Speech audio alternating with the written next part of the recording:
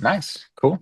Cool. Awesome. Well, hello everyone. This is Jonathan with the Palms Music Foundation. We have a very special guest today. We have Cliff Beach with us.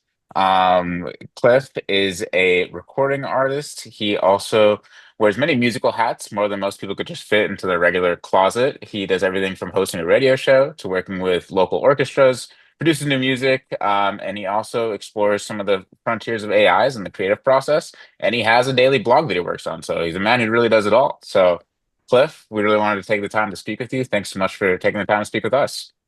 So nice to chat with you again, Jonathan and Lovelace. I'm excited about all the work you're doing and to chat today. So thank you. Thank you. And love us know if you want to take a second to introduce yourself too. Sure, yeah. Lovelace Lee here, Secretary of the Palms Music Foundation. We actually met Cliff after attending a So Far Sound show, and we were really struck by his performance, and we decided to reach out, and we've just been fostering a relationship. So, yeah, thank you again, Cliff, for agreeing to meet with us. Awesome. That's what it's all about. So far, it's all about connection. It's all about community connection, not about who you know, but what you know and growing up together. So Awesome. Awesome. Yeah, exactly. Great. Great. Awesome. So, Cliff, I know we sent you a few topics ahead of time and a few different things that we wanted to kind of chat about with you over the course of our conversation today.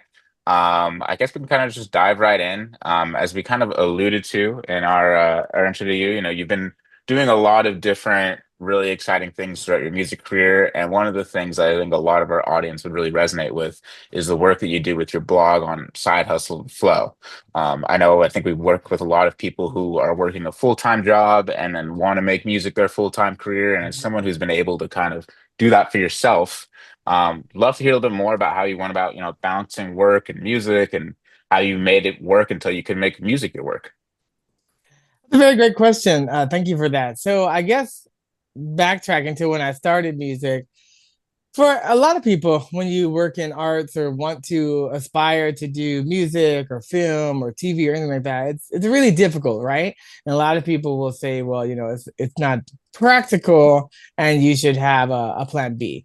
Or there's a flip of the coin where people who do art say, well, if you don't do your art full time, then you're not really that artist. Mm. And I think the beauty of life is that you get to choose, you get to decide. If you wake up one day and say you want to be a writer, then you start writing and you're a writer. That's not me, that's Whoopi Goldberg and Sister Act 2. But the main thing is that it's true. And so basically, after 20 years of working on music and saying yes to so many different things, realizing that the path is non-linear. So there's so many things that I ended up doing that 20 years ago were not even on the grid of what I was thinking about. I wasn't thinking about radio. I wasn't thinking about working in television. I wasn't thinking about really licensing music. I just wanted to do things that were cool and kept me curious and that were dope. I wanted to be a great singer. I wanted to be a great performer. And then eventually I turned into songwriting into producing. The reason why you end up wearing so many hats is because with music school, I went to Berklee College of Music in Boston, but it never taught me, even studying music business management, later going to Pepperdine, getting my MBA, Master's in Business Administration. They never explained to any artist, any person who works with their hands, you are a business. So if you think you're just going to wear one hat your whole life, that will never happen. You will be your tax person, accountant, admin, clerical, secretary, receptionist, something. It's so many factors to make the dream work. And so basically, what I found out when I was about to start working on Side Hustle and Flow, and this concept, originally it had started maybe 6 years before. So I started making my own. I started making music in the 2000s, but I started making music under Cliff Beach in 2010 after I finished my MBA, and I started releasing music in 2013. And I had made this huge endeavor that I was going to do 10 albums in 10 years. And I was always working in the corporate world during that time. And so in 2014, I decided to start working on a book. It was called The Art of Awesome. Just like you, I wanted to go and interview some people that I thought were cool. I was like, hey, they're doing something interesting stuff. I want to learn about them. In business school, we call them informational interviews. If you go and say, hey, can you give me a job? People are like, I don't know you. But if you say, hey, can you tell me about your job? People say, yeah, I'll talk about me all day, every day. So that opens a door and a channel, because building trust and building rapport, it's a relationship business. It takes time, and you can't come with something that's like, "What about me?" Because everybody else is attuned to what about them, you know. So basically through this process, I interviewed about 4 people, and I said I want to be a writer, but I knew nothing about writing. And so after about 4 interviews, I felt like I had this imposter syndrome, and I was like, I can't write because I'm not a writer. I didn't go to school for that. I don't know about it. So I shelved the book for about 6 years, and so that's 2020.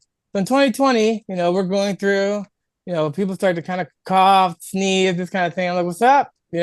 Shows start slowing down. Eventually, they're like, hey, we gotta shut down LA. I was like, that's crazy. We can't shut down LA. LA, Vegas, New York. These are cities that don't sleep. They don't shut down.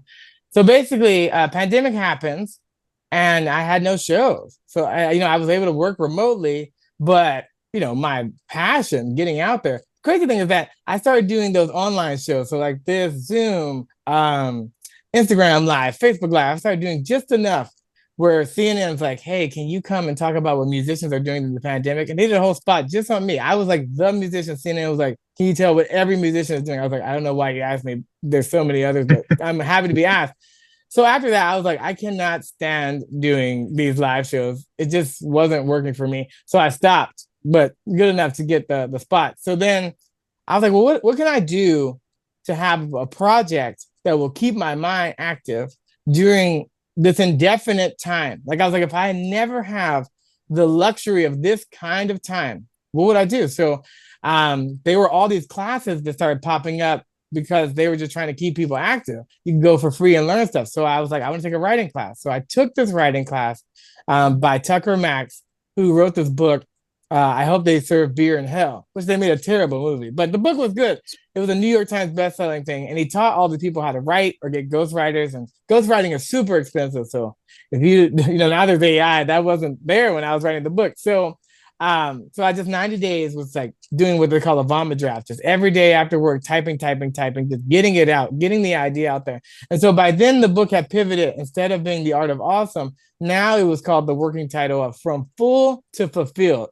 But basically, I wanted to answer one question. Why is it that one person has an amazing life and another person doesn't? And they came from the same spot. They came from the same knowledge, the same money, the same parenting, whatever, like identical. But yet one took a path and made choices, and they did this, and the other one another way.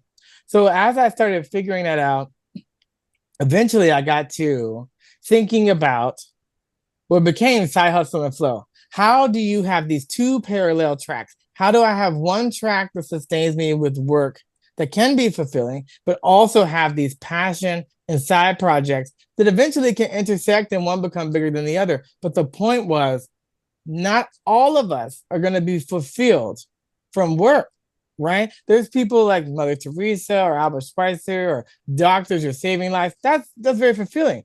Other people, you're working at a desk, it may or may not be the most fulfilling thing. You may have other things that you just want to tap into. And I wanted people to have the opportunity to see that it's not an all or nothing. If I'm not doing it all the time, then I'm not the thing. And if I'm not, or I don't have any time because I'm doing work so much, there's no space. The thing is that it's choices. You create the space, right? You learn how to create the goals and manage time. I just was talking to a person who I've been mentoring last night after shooting a video shoot downtown. And what I was explaining to him is that the whole point of this is you have to decide what you want. You have to know what you want to be able to go after it. Our forefathers said, you have the right to the pursuit of happiness. Doesn't mean you have the right to be happy. That's based on your choices. In the same way, if you wake up and you're not happy, who can change that? You're the only one that can do that. Same when I write down in my gratitude journal, if you have 2 options. You can either be grateful for something, or what can you be grateful for, and start moving towards that. But that's really the only way to get to that gratitude. You're either grateful now or you know what it is, but you have to know kind of what do you want? How bad do you want it? And can you make that happen? So when I started making Side Hustle and Flow, the book, in the beginning, introduction, I started talking about I'm looking for work during this transition period. And transition periods are amazing. If you're trying to build community, definitely check out this lady. Her name is Gina. She has a thing called Mighty Networks, and she talks about a thing called people magic. And the point is that people make massive action changes during transition points. That pandemic was a transition point for me to transition into writing. I probably never would have done it otherwise. And so when people are in these transition points, you have to know kind of what you want. Because if you haven't decided what you want and you have to want it bad enough, then you're not going to put the time and the energy and effort to make it happen, right? So Side Hustle and Flow is this whole book. It journals my whole life of music and working. And it doesn't tell you to do exactly what I did. It just shows you the blueprint of going through all these steps to figure out that at the end of the day, you get to choose and decide how much or how little you want to do. So in this introduction, I'm talking to a guy during this transition, looking for work. We're both looking for work. And he says, like passively, in passing, I enjoy salsa dancing. Latin guy, I love the salsa dance. And I said, well, are you salsa dancing? And he's like, no, like I'm looking for work. I'm busy with this, I'm busy with that. I was like, look, if you know what you want, you know that you are happiest salsa dancing. You should be salsa dancing as much as you can afford to and as humanly possible because you know what it is. Some people, they have no clue what makes them happy. But it's up to you to sit down and start asking questions to figure that out. So Side Hustle and Flow it's not a motto of like do all these things and everything will work out exactly the same way. I don't think that's possible because we are so different and unique. But it shows you if this person is able to figure that out for themselves, you're also able to figure it out for yourself. And the success, the left clues in there, you can follow those breadcrumbs. But eventually, then you're going to go onto your own path. So then from there, it just kind of snowballed into other things. Once you start creating the book became a series. So now we have a second book, third book's coming out next year. So it's like your talent and your mind and everything, it will make room for you. If you continue to expand, you have the growth mindset to do that. But I do believe in the side hustle and the flow. So you're hustling, and that means you're working smart, you're working hard, you're making a strategy, you're making a plan. But then the flow is the piece that comes from being in your bliss, doing the thing that you love the most as much as you can, but also knowing that like water is like where it needs to be. And if it needs to get around something, it'll do that. So I started getting into all these Eastern philosophies, Qigong and Tai Chi and things like that, breath work, because it taught me that like, no matter how much you're getting the work done and hustling, you have to take breaks. You have to reflect. You have to recognize your success and things like that. So if you're just like bulldozing, then you can't do that all the time. At the same time, you can't just be kind of resting and not focus on the goals all the time. So there's a balance. So that's basically what the whole book is about. It's like figuring out that you can have more than one thing and you're on these scales and they ebb and flow, but you're constantly recalibrating to get to a homeostasis to keep that balance. I see. Okay, wow. So this is a multi-decade maybe journey for you to kind of get to that point. What would you say was one of the first kind of like instances? I mean, it sounds like the pandemic was a transition period, like you said, but was there like an instance where you kind of had that like aha moment, like, oh, I can do it like this, and I feel this balance, and I'm starting to see that I'm fulfilled both creatively and the work that I like to do, but I'm also able to maintain myself. Did you have a moment like that? Yeah, I mean, I think definitely in the beginning, moving out to Los Angeles and doing music, I had done American Idol. So I think the best thing for me was having this like, I'm on a roller coaster. Yeah, I'm going to Hollywood, and then crash. I'm kicked off this show pretty early, and it hurt a lot. But the miracle that came in there for me was I didn't really want to learn reality TV. I just wanted to do music. And so I did. I started my band and we had a couple of years success, and then I transitioned to something else. But I think the most important thing for me is that I learned you greenlight your own projects. If you're waiting for someone to come and see your vision and greenlight that, everyone who is successful gets a ton of no's. That's what no one says. So people think, oh, I'm just going to build it and they come fill the dreams. That never happens. Every success, you look at publishing success, Dr. Seuss, Chicken Soup for the Soul, J.K. Rowling, Harry Potter, everybody said no. Because that's the first thing anybody with a new idea will say. That will never work. It's impossible. It's always no. Then it's We don't want to talk about it at all. And then when you actually have success, everyone's like, we knew it all along. That's the cycle. That's the cycle. And Hmm. so, but the thing is with life, you want to be able to, you want to have your own personal autonomy, your own personal power. And the only way to have those keys to be able to hold on to that is not relinquishing that power to other people. So if you greenlight your own thing, you bootstrap and back your own projects, it might take more time, it may take more effort, it may take more money from you. By the end of the day, you're not beholden to anybody else. You don't have to say, well, that door never opened because they didn't open it. Shirley Chisholm, for a long time, she said, if they don't give you a seat at the table, bring your folding chair. You have to make it happen because people are gonna always gatekeep and keep you out. If I stopped when they told me no, then we wouldn't be having this conversation 20 years later. But at the time, you think that's my only way. But what I realized, like that's a way, but definitely not the only way. There's many possibilities and paths.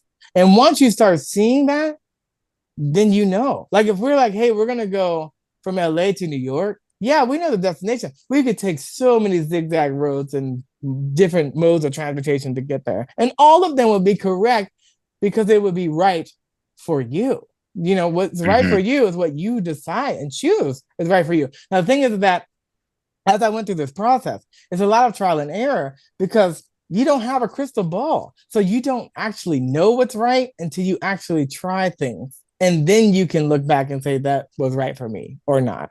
So the person who is not the person who's afraid to start will never be able to find out what the journey is. The hero's journey starts with deciding to walk into the journey. You have to step into the journey and you don't know what's there. And you don't know. Sometimes you think behind that rock is gonna be something else. Sometimes it's a snake. Sometimes it's gold. You don't know. You have to open and turn over the rock first. So that was kind of like the precipice of starting and getting that gut check early. Like as painful as it was, pain can be the catalyst to be like, hey, pain also teaches you a lot. It becomes all your problems become your future ideas, become your future successes because you will learn ways to like water pivot around them.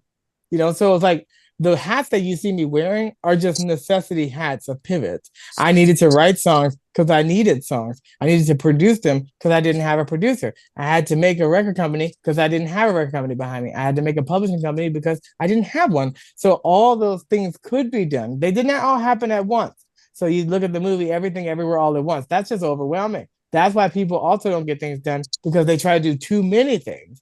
I didn't plan 20 years in a day and I didn't take a day to get it all done. Like I just methodically went through the steps. And we learned that in school. We go through grades and walking, we crawl, then we walk. Like there are steps, there are natural orders to things.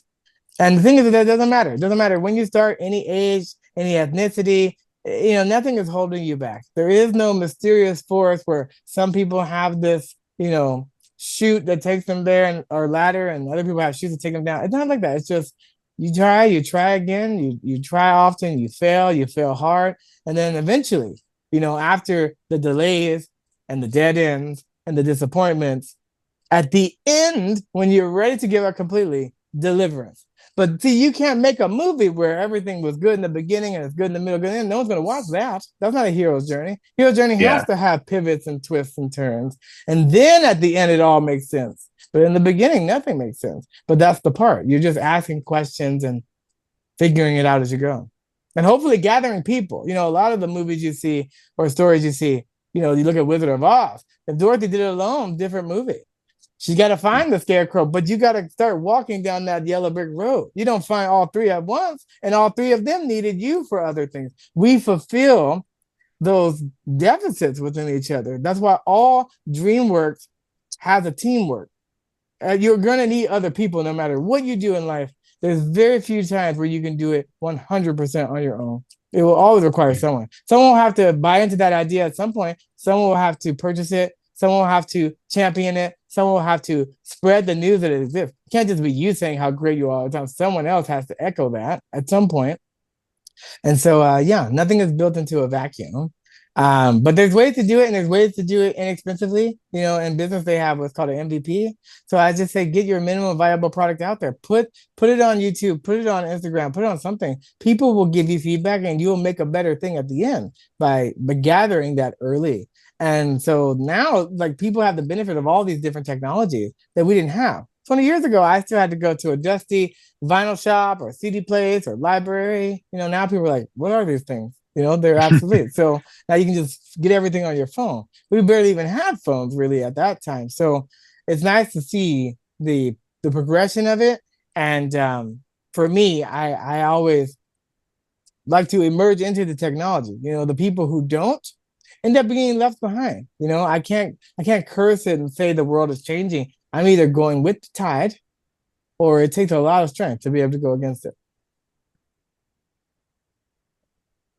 No, that makes a lot of sense. I think that actually is a really good kind of segue into something else that we wanted to chat with you about. I know when we had our first conversation, I think we had talked to you a little bit about like AI and how it's affecting music, and how everyone's kind of talking about it for a bunch of different reasons. I know we did actually an article about the AI artists who like took Drake's vocals and The Weeknd's vocals and made like a whole song out of it and ended up getting sued the whole thing. So you're someone who I think just said a really great point about, you can curse the world for changing, or you can kind of jump into the tide and change with it. So as somebody who has built this entire career around producing, how do you see kind of AI fall into that? Do you have strong yes or no opinions on it? I know some creatives are very anti it. I think there's a way to maybe envelop it into your work, but curious to your take on it all. Well, I mean, there's always early adopters and people who refuse to adopt. And no matter what you do, you can't convince people either way. All you can do is show. You can't teach. You can't. I can bring you to the water. You choose to drink it or not. For me, it depends on what it is. Like the thing is that we throw around blanket terms like AI. It could be anything. AI is not new. AI has existed for a long time. Amazon has been using AI to tell you what they think you will like based on what you purchased. That's been around for years. So it's like been evolving. You even see old TV shows from the 80s, 90s, they're talking about artificial intelligence. It's been around. Just like autonomous cars have been around for 50 years. They've been trying to make a car drive itself. I mean, it was originally just like a brick on the gas pedal and the stick on the steering wheel, but eventually they've made some strides. For me, music specifically in the digital age, so many companies could have been around and better and did other things if they didn't block the technology. The record companies blocked a lot of technology, and that affected them. Now you have things like Spotify that isn't owned by the record companies. They could have made that, but they didn't. TV the same way with Hulu and apps and stuff. Cable still operates in a certain way. These are like archaic ways of things that they serve us for a time, but then people don't want to move on. You look at something like Netflix and Blockbuster. Well, Blockbuster could have become Netflix, but they didn't, because they were like, Yeah. we are in cassettes. Tower Records could have become Spotify, but they didn't, because they were like, we're in the physical sales of this. Mediums change, the methodologies changed. Like music in its core hasn't changed for centuries. People sing and are entertained, but how you deliver that to them is going to change. It's different. And it doesn't mean that one is right and the other. Doesn't mean there's not a place and a space for all those things. So with AI in terms of formatting, using it as a tool to find certain kind of rote information. Who wrote this song? How would I be able to take this idea and match it with this idea, just to kind of get you to a precipice or starting point? I think those are all fine. In the same way songwriters use songwriting dictionaries and rhyming dictionaries and thesaurus, it's like we use the tools. We use spell check and grammar check and Microsoft Word and all those things. So I don't think that the tools by far are immoral, right? I can pick up a rock and I can make food, or I can pick up a rock and kill someone. Like it's the same rock. The thing itself is immoral. It's the Hmm. person's intent behind it that makes it what it is. Now, if your intent is to not pay someone and infringe on their rights by taking their voice without their knowledge and doing that, I mean, yeah, to a certain extent, that would be wrong. Now, with a record company, can they do that? Yes. Why? Because artists sign contracts. I can use your likeness, which means I own you. You're a Yeah. slave to us. That's why Prince, when he fought Warner Brothers, put slave in his beard because that's what he was. He was an indentured servant to the record company. So, yes, will they start using that to get around certain things? You know, if an actor dies and they were in the Toy Story, do they use their voice with AI and make Toy Story 8? Yes, they do it all the time. That's already been done. So I think it will take time for the laws to catch up with the technology in the same way it takes the law enforcement to catch up with the criminals. Like that's always like a gap. But if it makes you faster, makes you better, makes you more efficient, gets more content out there, I don't think it's a bad thing because at the end of the day, whenever I've utilized AI gets you to a point. It's not to the point where it can just make everything. It does not create from scratch. That's a purely human thing. But more importantly, it doesn't make it dope. It can make it, but it doesn't make it interesting. It doesn't make it compelling. It's not going to somehow make a movie and you're like, this is like the best Spike Lee joint. Like, it does not do that. It does not replace you to that level. Now, it might say, hey, I have an idea. Can you format the script into this format? Yeah, I see no problem with that because that's just tedious work. Yeah, maybe it takes away from a copyist or someone. So there'll be some job displacement stuff, but they might have higher level things that they could learn and do. Because again, it's not going to be able to think past a certain level, past the prompts. So I think use it to the benefit of what you can do. Obviously, be aware of the ethical and moral kind of gray issues. But ultimately, if it gets more content out there, if you're using AI as an artist and you say, give me a way to be able to promote my music, who should I talk to? What's my audience? I see no reason with not having that at your fingertips, to be able to compete with these juggernauts that make it impossible to be able to do that and fly under the radar. So, but if you're making a song, yeah, if you use it verbatim, you probably need to call something out. If you use it as a stepping stone, but you still have to go in and tweak it and make stuff and move stuff around and make it personalized to you, then I think you're just using it like any other tools. Like if I'm using Grammarly, I don't think it wrote the book for me because I used it to clean it up and help with syntax and stuff like that. So I think there's a point. I think there's a tipping point for sure. But I don't think you should just be like, well, the computer is the devil. I'm just not going to use anything. I don't think that's going to be helpful because the people who learn it, especially for work outside of music, the people who learn how to dominate in AI and every model, they're getting faster and better. I want them to pioneer changing how we work. We already know that 8 hours a day is ridiculous. That's a construct built on what we had in the past. You know that the weekend, not the artist, but the actual weekend, Saturday and Sunday, right? That was a construct. People didn't work 5 days a week. That was something someone created. They said, you know what? Instead of working 6 days a week, which normally people did, and they took the Sabbath off, 7th day, we can do 5, right? Well, why can't we do 4? Why can't we do 3? Yeah. There are nurses that do 3 and they do 13 hours. But at the end of the day, who said the miracle number for every job is 40 hours a week? Some jobs might be done in 5. See, the thing is that we're penalized by learning, having tools, and becoming better. If you're at work and you can do it in 5 hours, you have to spread it to 40 because they can't understand the concept that the value is in what you deliver, not in the time. And so if AI allows you to be able to deliver in faster time, then more things get delivered. Now we can 2x, 4x, 5x, 10x our lives. If robots can go to work so we can do all our passion projects, I see no problem with that. Why should I be tilling the soil and sweating and getting sunburn, when the thing can do that? In the same way, financially, when you look at like autonomous cars, eventually this will just be a subscription. Half the people will never own a car because why? Why have the insurance? Why have it sit while you're 8 hours at a desk when a car gets the value running all the time? And if they integrate all the systems where you can just go wherever you need to go for a subscription, yeah, you're going to be paying all the time, but you're going to have the fastest way to get where you want to go from point A to point B. And most people, they don't care. It's not like they're keeping everything in their car and they love their cars. Now, some people do. Some people are like, I love it. In the same way people love boats. I think they're a terrible thing to buy. The salt water and everything, it ruins the boat. I always see them working on the motors and cleaning it up. It's like, just rent the boat the 3 times a year you want to go out because you never go out there, Timeshare, same thing. You're not going to take a vacation, just pay the money when you want to go to Hawaii and call it a day. Then you're not beholden to anything. But the thing is, it's all choices. Some people will want the old model, some want new. And I'm fine with having the options. But AI is not going to be the sticking point.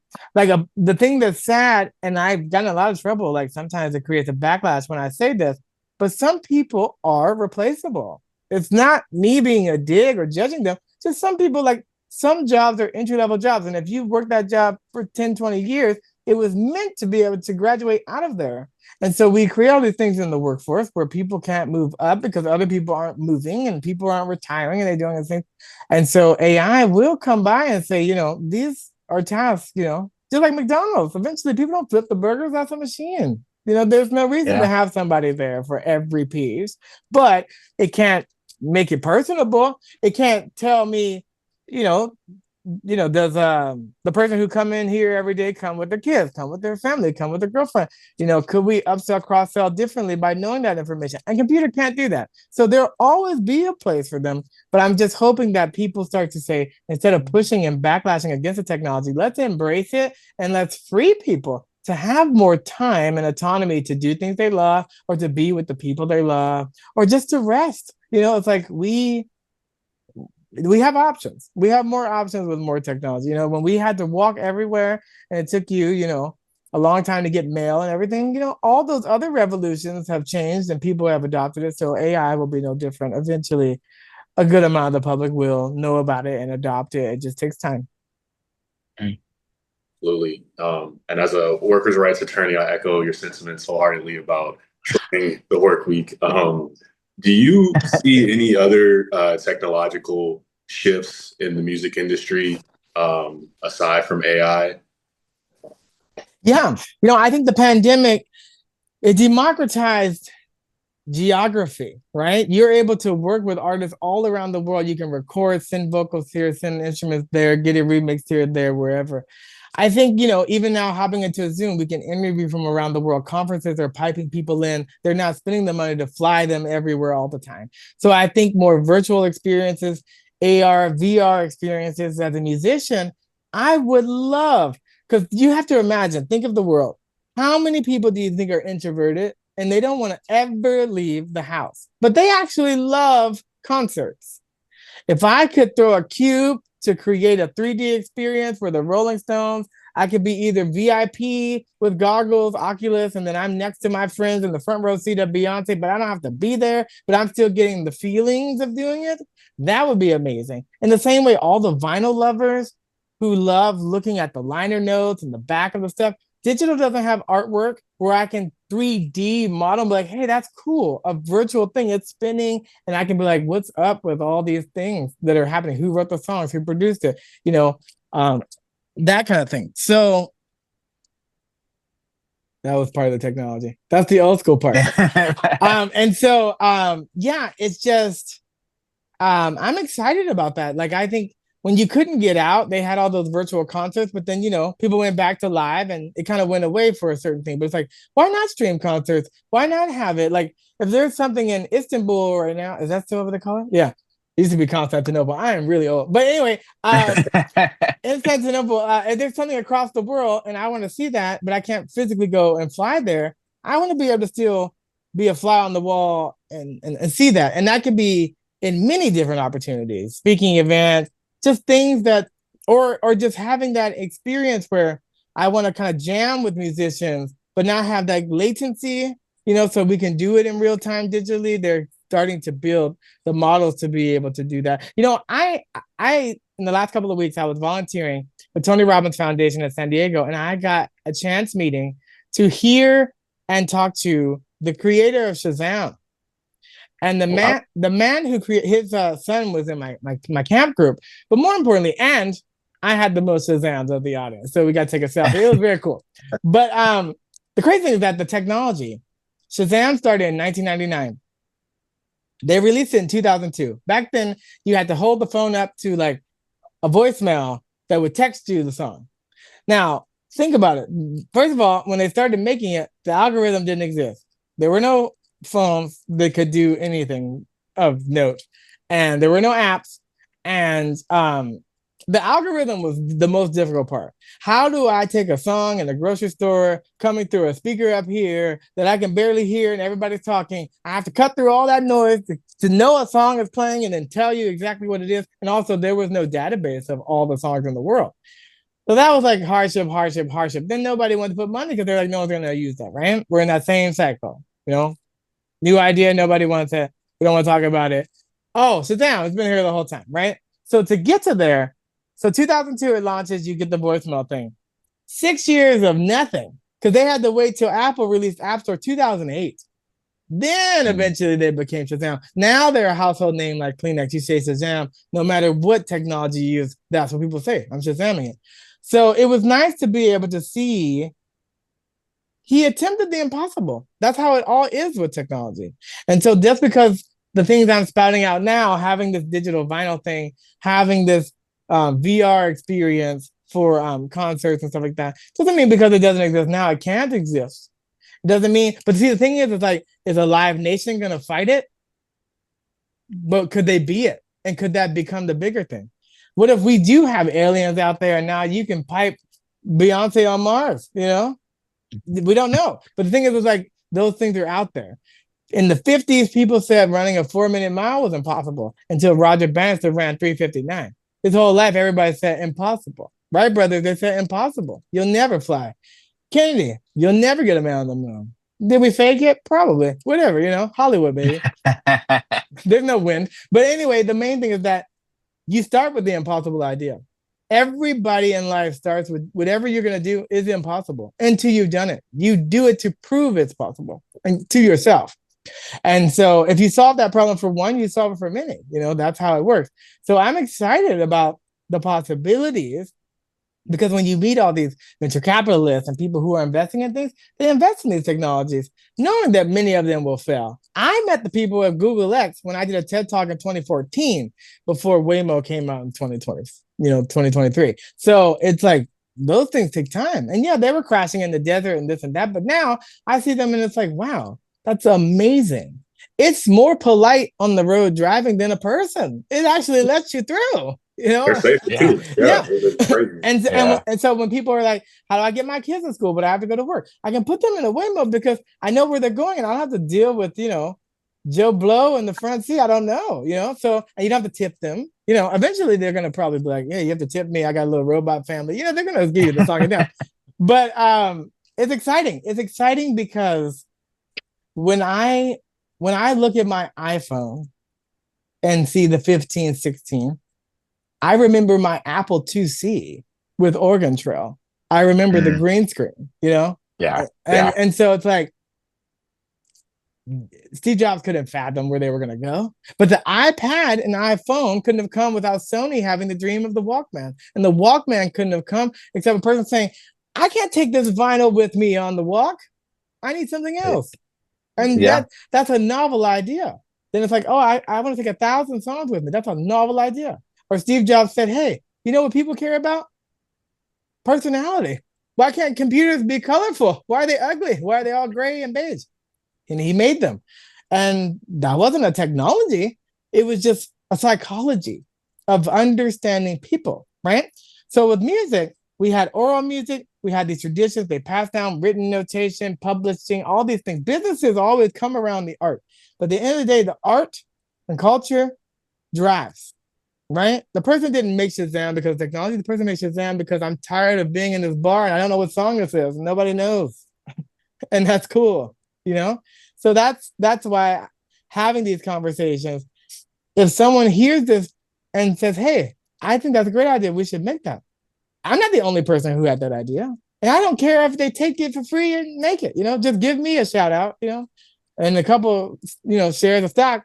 But it's cool because idea people are going to have more ideas than they can ever action in a lifetime. So I have no worries about AI or people saying, hey, they took all my ideas. Good, take them. If I'm not running with them, please do take them. The universe will take them back from me and give them to somebody else who can do something with it because it's not going to just stay with me forever. But the thing is that if we're all vibrating at that mindset, you're doing your best life, you're doing your best life, so I'm doing it, the world ends up being a better place. The world will take care of itself if everybody was just focusing on how can I improve? Constant and never ending improvement. And that can be technology, that can be personality, that can be internal, external, all those things. It's an ecosystem that we're creating. And knowing that we share this rock together, right? So knowing the ecological ramifications and moral ramifications are important, climate change, those types of things. We have all these phones. What do we do with the battery? Like those are things. In the 80s, we didn't know about toxic waste and burying it, and they would cause the problem. Yeah, just dump it over here. It's fine, until we don't. So, Yeah. but medicine, it hurts, then it heals. I don't say don't do it because of the fear of those things, because nothing will ever get done. There's always some problem, some catastrophe by doing something at some point, but we refine, we clarify, we verify, we move forward with more knowledge. At the end of the day, it's all data science. It's all creating a hypothesis, running an experiment, and seeing if it worked out. It's guesswork. Okay, no, I mean, it really sounds like it's going to take a lot of human will and humanity, I guess, to kind of keep the same mindset going and not let, I guess, creativity kind of die with the ease of technology coming in. Is your view, and that I think that's, at least in my mind, something that a lot of people get scared about, is that AI is going to kill creativity. It's going to kill the human aspect of a lot of these things, or technology, I guess, is going to start taking down the creative value of a lot of these things. But I guess it sounds like from your perspective, it'll do the opposite. It might encourage people to take this technology and expand on their creativity. Well, I think both of you are from looks. I'm eyeballing, but I think you're old enough to remember Amy Winehouse, right? Yeah. Yeah, Right. yeah, So, yeah. so Amy Winehouse is a perfect example. You have this whole thing like pop music, compression, auto tune, blah blah blah, T-Pain, blah, blah blah blah, and then all of a sudden, from the UK, you get this girl who's like, "I'm going back to Beehive Motown, right? Throwback. I can sing. I don't need auto tune. I don't need nothing but my voice and a mic." It's a backlash, and it's beautiful, because does that kill creativity? No, it teaches you that what really matters about the human experience. The technology will never replace that, because there will always be a space for organic. There will always be the human experiment. You can use all the tools and make it perfect and make changes and do all that stuff. But can you still record the tape? Can you still go analog? Of course. Did vinyl have a resurgence? Of course, because people will always ebb and flow. Time is a continuum, and it's not like we only press forward. We can be nostalgic about the past. We still make movies now that are still done in black and white, and silent film and other stuff, because they matter. And everything you learn from how they did all these tricks, right? We're still trying to learn the technology of the pyramids and how they did it. Yeah. Yeah. Yeah. So it's like it doesn't mean that we just forget all the past and it's all new. And it doesn't mean that new is better or worse. They're just different. They're just things. The thing is that just use them all to your advantage. And so you were saying it's all about the human experience. At the end of the day, AI will never get rid of that. It's not going to just be like all AI and no humans. Who's going to give it the prompts? Because the AI to prompt itself doesn't care. It has no feeling. So the humans will always be there. That's why So Far Sound is so great. I mean, they have some technology, but at the end of the day, you're just a bunch of people who didn't know each other in the room. Now I'm seeing things. It's like, people are meeting people there and getting married, and it's better than dating apps. I was like, not for me, but we'll see. We'll see. But the main thing is that the reason why three guys came together in Europe and said we should do this, and now it's all around the world. I mean, it's word of mouth. There's not, you don't really, the technology came after, but they didn't have it in the beginning. You're just like, hey, this is dope. Let's do this. I know three artists. Let's bring them to your living room. Airbnb. Before the technology, what was it? It was an air mattress, and I'm gonna cook you breakfast. Why? Because the conference around the corner is full, and I need to pay my rent. Mhm. Technology came later, but the Yeah. concept, someone's gonna need this, and you know what? If everything is full, this air mattress and this pancake is looking pretty good. Yeah, yeah, it's true. Yeah. Yeah. Yeah. Okay. Um, Great. Well, I think one of the things that I think is kind of a foundation point, and I kind of want to segue into to the next topic here. Um, it all kind of revolves around community. We're talking a lot about the human experience. Music and so far sounds brings community together. I think music as a core kind of helps build community. And I think something that we kind of alluded to in our intro, but something about your career that is really awesome, is the just the sheer number of different things you do within community and also just within the music community space itself. And one of the things I wanted to highlight was the Culver City Symphony Orchestra, which, by the way, if you're listening and in Southern California near Culver City, go to their free shows. I went to one; it was really, really cool. Definitely go check them out. I think one thing I want to ask you, just I think a lot of folks who are maybe wanting to make music a career, unless they're trying to become a classical musician and make it that route, don't really think maybe too much about these little pockets of music in their communities, like the local orchestra and the local radio shows, and basically a lot of the smaller things that maybe you don't initially think about.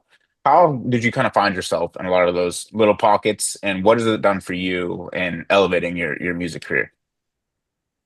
Yeah, that's really, really great. Yeah, I won't say my whole life as an artist, sometimes you can become very me centric that I was always focused on community, but music is always communal, whether you're playing with a band or producers or performing live, like there's a flow between you and the audience. In terms of being just like a member of the community, what tends to happen is like it's very organic. Like you meet a bunch of people doing interesting things and you go see things and you're curious about it and you ask questions. So when I started working in radio, yeah, and joining a radio that's in our community, it's because um I was working with these radio pluggers pushing my songs, and the radio station was playing me as a local spotlight, and I was like, that's cool because not all stations do that. And so I got in touch with the program director and said, thank you for playing me, and I appreciate that. And I know some of the stations around here, no names, but I know who you are, don't do that. And so that's cool. I think you should appreciate the people in your backyard and the people that are members and donate to you. And so yeah, they that really got me a foray more into the community, a community of other like-minded broadcasters, but also just working for community events. And then from there, locally, getting connected with the symphony. I had been going to the symphony because I had a cousin who played in the symphony for a number of years. And so that was the first time I had seen it about 10 years ago. And all the time, just generally, I would just ask people, like, oh, I'm going to go to the symphony. And they're like, we have a symphony. And nobody knew about it. And still, 10 years later, nobody knows about it. And they've been around for 60 years. And so just getting press for them and different stuff like that. What I realized is that just like you need AI, you need community, but more importantly, like in certain organizations, you need youth. You need younger people coming under you to take under your wing to mentor them and grow them, but also that's the next generation that's going to be there because you're not going to be there forever. And so with this board joining, I've cut the board age in half. The friend that I knew was 40, more than 40 years older than me. And a lot of the board is that way. And it doesn't mean that they don't do what they do well, but they do it old school and they need a lot of new school approaches to get to a different audience. The reason why things like classical music can last from 1400, 1500, 1600 to now is because somebody picks up the charge. Someone has to take that baton, carry it into the community. And I love doing it because LA is one of those crazy markets where we have so many great things. It can really overshadow these community things. And you have to remind the community the only way those things become great is because of community. People graduate through the community to that thing. They don't start out at home and hop to the LA Phil. They got to go through the school system to get educated and then get there. And all the teachers that they're teaching with that are local are part of the community and that kind of thing. So it's just nice to be able to remind people that it matters. Making it free, it allows people of different socioeconomic backgrounds to be able to do that, people to bring their entire families. Because music at the end of the day, in community events, it's all about appreciation. Doesn't mean I go to art and I love it and understand every piece of everything, but I like being around it. I was in a bookstore yesterday, didn't buy anything. I just wanted to be around it. I just wanted to know there was a center of knowledge somewhere that I could go into. And they had dollar books and they had stuff in there that, shops and stuff I had never seen, didn't know they were in there. It was deceptively huge place. But the thing is that you have to walk into the community and talk to people to actually know things. If I lived in a little Walden Pond, I would know. Just like if I didn't do so far, I wouldn't have connected with you, and you wouldn't have connected with me. And I connected with so far because somebody told me about it. It was cool, and then someone went to play it, and then I said, "Hey, how do I play that?" Everything I did. How do I do that? How do I get into radio? You're playing me. How do I get into radio? You're on the symphony board. How do I get in there? That's exactly how everything's happened. I've said yes to things, but I've also just asked one question: How did you do that? How do I do that? How did you do that? How do I do that? What do you think I should do? You know more than me. That's it. And I think that's why people need mentors. I think that's why people should apprentice. I think they should intern. I think they should have informational interviews. I think they should read and get podcasts and all those things. I think that's basically how it goes. But the thing is, like, sometimes people are like, well, I want to learn directing and I got to go talk to Spielberg. It's like, well, you probably won't get to him, right? But you get someone who may have, 6 degrees of separation, you get to someone who knows more than you do. Someone who taught them, someone who worked with them, someone who worked with someone who worked with them. But the point is that you're still going to gain some knowledge. And then eventually, when you get to Spielberg, maybe. But if you get halfway there, maybe you become the next Spielberg. Who knows? But I think it's just having that curiosity and asking questions. But when you start putting the feet out there, you'll meet at least one person, and it will take you on the path. And then the next one will take you on the path. The next one will take you on the path. And you won't be able to draw that whole path out at once. But it's like a role playing game. You go ask this person, and then that puts you on the next quest, and then the next thing to the next quest.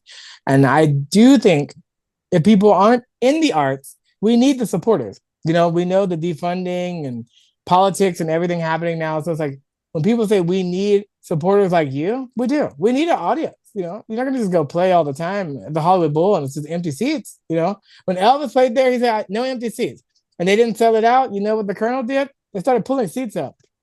No empty seats. But the point is that that's how you make those things. By they don't you make it for the community. Eventually business comes in, and I think that's when it gets a little muddy. But when it's not a business thing, it always starts with community. Anything that's dope is always as dope when it's kind of small and all about community. And then eventually, I'm sure McDonald's, when the McDonald's brothers made it, was amazing. I'm sure their burgers were good, because they only had like 5 stores. It wasn't until Ray Kroc said, I can become a real estate behemoth, and it all tastes the same. It's like, well, the McDonaldization of the world is like when you try to scale to that level, you have to water it down. You have to make concessions and cuts. But in the beginning, you have more control. So I think, keep it local. The more hyper local you go, support your local economy, but also it's probably going to be the dopest it'll ever be. Okay. So aside from community and relationship building to sort of gain information and build that institutional knowledge, do you have any recommendations for resources that people can use for maybe self-study, or people who are more introverted at first and just starting out? What can people read up on or watch to kind of gain some information? Oh my gosh. In terms of what aspect? Because that's so open, like in a certain field or a certain genre? Developing your music skills, in terms of broaching relationship building if you're shy at first. Like somebody like me, it would take me a lot to work up to just going to a network event or something like that. Or in terms of, aside from your blog, what resources did you rely on to develop the skill to separate work and, your music? Oh, that's a good idea. Well, music, I mean, most artists, we start out at like a lot of open mics. I met probably the most musicians and the most cool people doing open mics. The latest ones I've done are things like Monday Mondays, which is an artist series at the Hotel Cafe. But I used to do an open mic at the Room 5, which is no longer there, but I met a bunch of people there. Cadillac Zach has a blues jam always every Monday nights at the Sugar Mill, Maui Sugar Mill up in the valley. But yeah, I think open mics, songwriter kind of forums, things like that are ways to do that. Alumni networks, Berkeley has a huge alumni network here, so I tap into that. And then just like I said, word of mouth. Now you have social media, so it's a little bit easier. Before you had to like text people or call them, be like, do you know somebody? Now you just put a post. Hey, does anybody know about this? People will start messaging you. In terms of career and stuff, I do know I volunteer on a board, not a board, but like a chat board. It's called Career Village. I learned about it during like a volunteer week, but basically you can ask any question as a student or young adult, and then people who are in that industry will respond. And it's great. Oh, I'm thinking about studying this in school. I want to do music. I want to do this. How do I do it? And people point you in a direction. So that's really cool. Obviously, ChatGPT, AI will kind of point you in some certain directions. In terms of networking, just generally, I mean, I think things like meetup groups are really cool. I've been for years a member of Toastmasters. It's not necessarily a networking thing per se, but I think it helps introverted people learn how to speak. So I think it's important to focus on that as a skill. You look at someone like Warren Buffett. Warren Buffett said, out of all the degrees he had on his wall that he never put up from going to college, the only thing he ever put up was his public speaking certificate, because that's the skill that will last you your whole life. And I do agree. And so, but yeah, I think there's so many podcasts, books, resources. I mean, I just say old school. The library. The library is all digital now. People don't realize, but during the pandemic, they digitized so many things. You put all the audiobooks down, ebooks, videos, magazines. You have access to so many different things. And I would say conferences, like if you're able to go to free conferences or paid conferences, anything like that, people coming to speak and learn from them, master classes like masterclass.com, all of those have been amazingly rewarding. And going to see concerts, just getting inspired, seeing people at any level. It could be free concerts, paid concerts. The point is that if you fully immerse yourself in it, then it will show you what you need to see and tell you where you need to go. Like I tell people all the time, when I'm making an album or I'm making music, I was like, the song, the album, the thing, it will tell me when I'm quiet and still. It will tell me what it needs. So it comes from the universe. Like it's like, as much as I've done, at the end of the day, I've created with what I was given, but like a chef, I did not farm the food nor create it. I didn't make the seed. You know what I mean? So like I think you have to have a healthy respect to the universe, to like the people who came before me and told me what was good and how to do stuff, and everybody who's helped me along the way. And that, like, I'm a curator. Like I've taken recipes and adapted them and made things, but I wouldn't be prideful or hubris enough to say like I actually really created like from scratch anything, because there's just so much beyond me that has happened, and I don't know how it happens, but I'm thankful and lucky that it does. But I think hopefully that points people to be able to do that. The main thing is that school only gets you to a certain point. So just get the notion out of your mind that somehow that's enough. It will never be enough. You're a lifelong learner. If you actually care about the thing, you just go and learn. How you learn, you decide, because everybody learns differently. Some are audio, some are visual, some have to be learned by doing, some learn with a mix of those things. And there is no right or wrong way. But the thing is that for all those people who stopped reading after school and never read another book, well, yeah, AI is going to replace you. I mean, that's the way I feel, because Right. there's just so much information. When I was growing up, we had these World Book encyclopedias, then Encyclopedia Britannica. Now we have all these other things, but Google or whatever. But it was like, that book from 10 years ago was obsolete. Like if you only use the knowledge you had then, it's not going to carry you through the rest of life in every aspect. You have to continually upgrade, just like you upgrade your phone. You have to upgrade yourself in all the aspects and ways. And so I think just get after seeking the knowledge. Be a knowledge seeker and a lifelong learner, no matter how you choose medium wise to do it. It can be person to person, it can be video, it can be live. It doesn't matter, but just get after it, because there's so much more information out there than you will have a lifetime to absorb. And that's why I like writing books and having these manuals, because I'm like, condense all this information, because you don't have 10 years to go through that. Learn and then do something else. Like you don't have to always experiment every piece of the puzzle again. Like if it's already done, like, someone already ate the mushrooms and told me which ones are good and which ones kill you. I'm just going to eat the good mushroom. I don't need to go through that again, Right. To reinvent the wheel. Yeah, I mean, education is one of the central tenets of the Palm Music Foundation. So we echo your sentiments wholeheartedly. We know you're busy, Cliff. We wanted to, Jonathan, unless you had a final couple questions, we did want to do kind of like a rapid fire run through a series of questions. Unless, Jonathan, you had anything else you wanted to ask.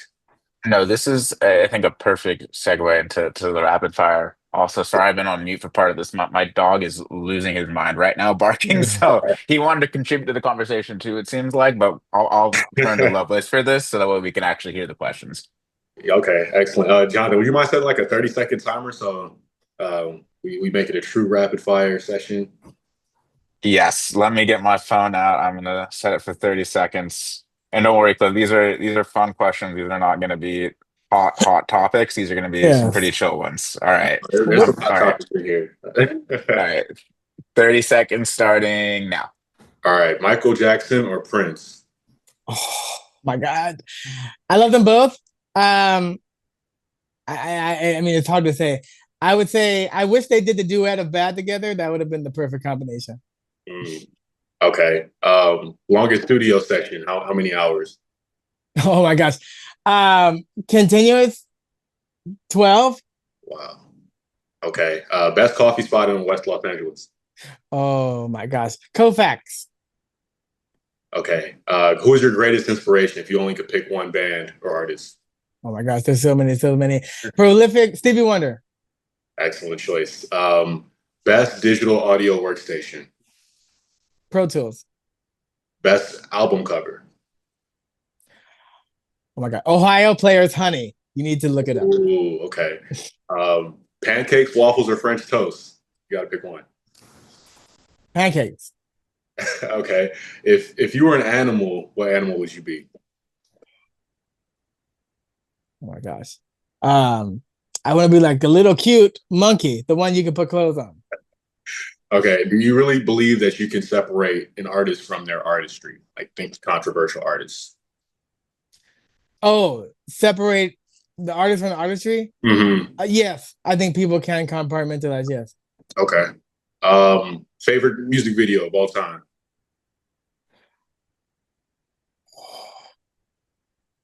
Thriller, for sure. Okay. Made it through in under 30 seconds. Let's give it up for Cliff.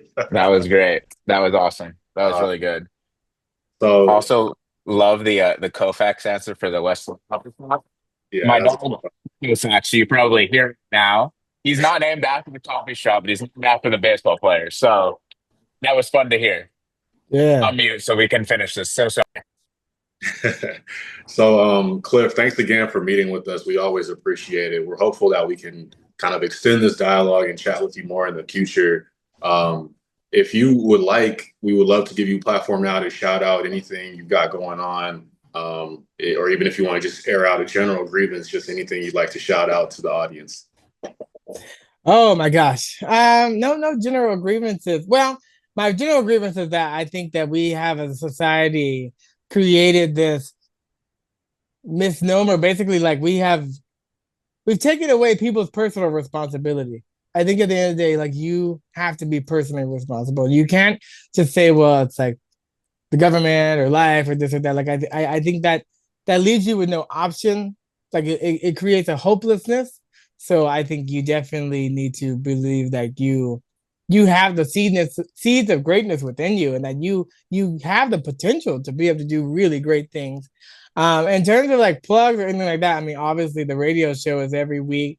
The shout out to me is that I had made a call out last year that I would try to syndicate my radio show past the first station. So I just went on to my second radio station. So I was out of Northridge. Now I'm out of Camarillo. And now I'm moving into the third out of Ventura. And so manifesting, putting it out there. I just put it out. I want to syndicate, And then I started talking to a guy who kind of made me think that way. And he said, do it this way, do it this way. And so I'm looking left. And somehow it came from the right. So like you sometimes you put it out there and you manifest it, but sometimes you don't recognize it because it's going to come from a different avenue. Like sometimes it comes back in a different way than what you're thinking, but ultimately it still happens. So you got to put it in the win column, put the check, and hopefully that builds more. The great thing also is that what I've learned is that sometimes you do all this prep work and you're like, that was such a waste of energy and time. Why did I do that? But then later on, could be a year, 2 years later, you made that song, nobody cared. 20 years later, people sample it, it becomes big. Luther Vandross, he wanted the number one his whole life. He died. Maybe he got to number 2 on one, number 10 on something. But finally, I don't even did almost 20 years. SZA, Kendrick, they sample them, number one. Boom. So it's like, you might have thought, hey, my thing never really took off the way I wanted. Sometimes it happens later. Van Gogh painted a lot, never sold maybe one painting in his lifetime. Now he's revered around the world. So don't think because you spent that time that it was wasted, because who you became is never wasted. With final thoughts. Thank you, Cliff. That's a great way. That's a great way to kind of close it out. That was awesome. Cool, cool, awesome. Well, Cliff, like Lovis was saying, thank you so much for taking the time to talk with us, and we definitely want to keep these conversations going. We think you're such a wealth of information, and your perspective on things is really just fascinating to us too. So, really, thank you so much for the time. Lovelace, anything else you wanted to add before we finish up? No, that's it for me. Cool, cool, awesome. Well, Cliff, have a great rest of your weekend, a great rest of your day, and yeah, we'll chat again soon, hopefully. Thanks, you too. Take care, guys.